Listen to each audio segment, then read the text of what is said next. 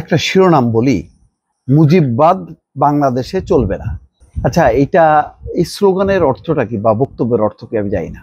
আগে এক সময় রাষ্ট্র ক্ষমতায় ছিল আওয়ামী লীগ, স্বাধীনতার পরে এটা জাসদের একটা স্লোগান ছিল যে মুজিববাদ মুর্দাবাদ বা মুজিববাদ খতম করো, হ্যাঁ, বাংলাদেশ স্বাধীন করো, এরকম নানান ধরনের স্লোগানগুলো, সব স্লোগান আমার মনে নেই। সেই বহুদিনের আগের জাসদের সেই স্লোগানটাকে জাতীয় নাগরিক পার্টি বা এনসিপি এটা নতুন করে সামনে নিয়ে আসছে। তো এটার অর্থ কি আসলে জনগণ বোঝে? এটা একটা বড় প্রশ্ন। এটা তো আসলে বোঝে না। এই মুজিববাদ দিয়ে কি হয়?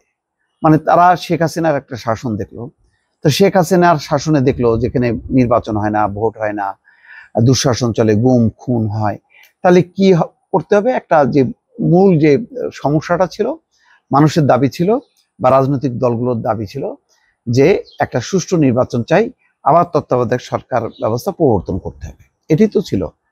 তো সেটা হয়নি বলেই অশান্তি। তো এখন ওইটা পুনঃপ্রবর্তন করলে তো হয়ে যায়। কিন্তু ওনারা যেটা বলতেছে যে মুজিববাদ নানা ছলে বলে মাথাচাড়া দেওয়ার চেষ্টা করছে, জানিয়ে নাহিদ বলেন মুজিববাদ এই দেশে চলবে না। এই মুজিববাদী শক্তি দেশে একদলীয় শাসন ব্যবস্থা, দুর্নীতি, লুটপাট, ইসলাম বিদ্বেষ এবং দেশকে ভারতের কাছে বর্গা দেওয়া রাজনীতি করছে। এর বিরুদ্ধে রাজনৈতিক, সামাজিক এবং সাংস্কৃতিকভাবে প্রতিরোধ গড়ে তুলতে হবে। আসলে এগুলি সব চর্বিত চর্ম। এগুলি নিয়ে বহু রাজনীতি হয়েছে। একসময় বিএনপিও খুব প্রবলভাবে ভারত বিরোধী কথাবার্তা বলছে। তারপরে ইসলাম ধ্বংস হয়ে গেল, হ্যাঁ, মসজিদে উলুধ্বনি দেওয়া হবে, এই সমস্ত নানান রকম কথাবার্তা হয়েছে। এগুলি এখন আর চলে না। অচল রাজনীতিটারে সচল করার কেন চেষ্টা করতেছে আমি বুঝলাম না।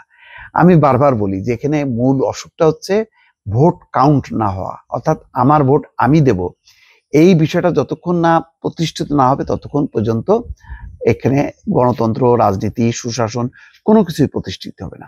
ওইটাই হচ্ছে মূল চ্যালেঞ্জ। ওই জায়গাটা আসার পর তারপরে শাসন কাঠামোটা কি করা হবে না হবে সেটা পরের কথা।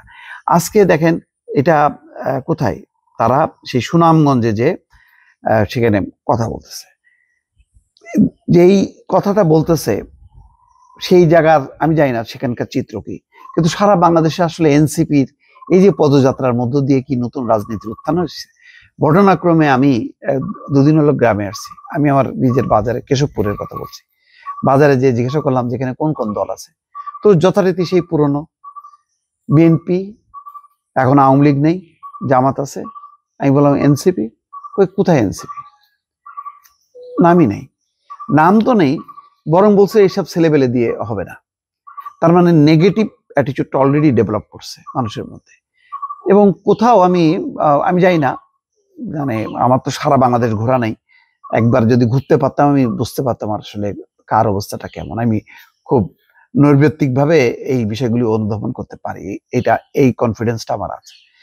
তো এখন দল নাই, কিছু নাই, কিন্তু এমন সব কথাবার্তা বলতেছে, মানে কোন ধরনের শাসন ব্যবস্থা তারা করতে চায় সেটা যদি ব্যাখ্যা না করে মুজিববাদী একদলীয় শাসন ব্যবস্থা, উন্মুক্ত মুক্ত, এই শাসন ব্যবস্থাই তো গণতন্ত্র ছিল। 91 নির্বাচনের পর আমাদের একটা গণতান্ত্রিক ব্যবস্থা ছিল, কিন্তু মানে কিভাবে নষ্ট হলো? নষ্ট হলো তখনই যখন নাকি নির্বাচনটা ঠিকভাবে হচ্ছিল না।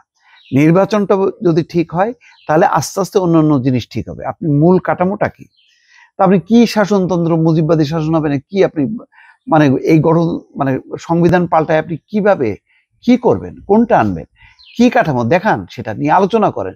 না হয়ে আপনি এখন আওয়ামী লীগ বিতাড়িত, তার কোনো অস্তিত্ব নেই, আপনি বারবার ওই আওয়ামী লীগের বিরুদ্ধে আজান দিতেছেন। এই আজান দিয়ে তো লাভ নেই। তো ফলে এমন সব কথাবার্তা বলতেছে যার আগা মাথা নাই। স্লোগান ইনকিলাব জিন্দাবাদ, ইনকিলাব জিন্দাবাদ, হঠাৎ করে এই মানে লাইনটা কোথা থেকে আসলে? এর অর্থটা কি?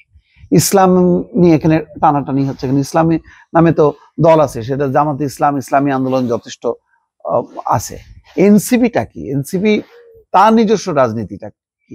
এটি তো আজ পর্যন্ত বুঝতে পারলাম না। দর্শক ভালো থাকবেন, আল্লাহ হাফেজ।